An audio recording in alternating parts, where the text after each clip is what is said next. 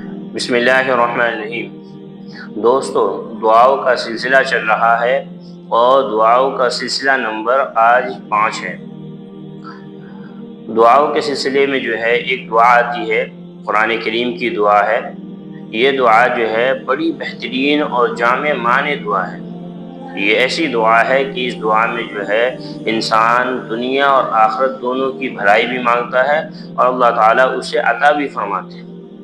بڑی بہترین اور جامع دعا ہے۔ حدیث پاک میں اس کی جو ہے بڑی فضیلت آئی ہے اور ہمیشہ سے یہ معمول رہا ہے، اس دعا کو پڑھنے کا بھی ہمیشہ معمول رہا ہے۔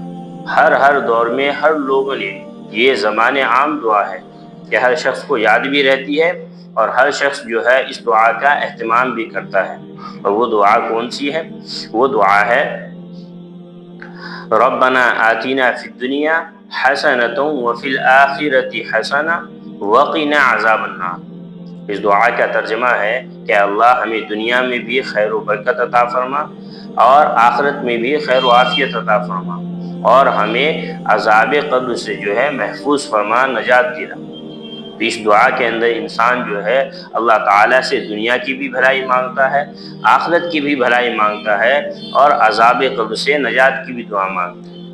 اور ظاہر سی بات ہے کہ ہم دنیا میں رہتے ہیں اور ہمیں آخرت کی تیاری کرنی ہے، اور ان دونوں کے درمیان جو ہے وہ جو پل ہے، وہ جو ایک راستہ ہے، وہ قبر ہے۔ اور انسان ان تینوں چیزوں کی دعائیں، ان تینوں چیزوں سے جو ہے اللہ تعالیٰ سے حفاظت، اللہ تعالیٰ سے نجات جو ہے اس دعا کے اندر مانگتا ہے۔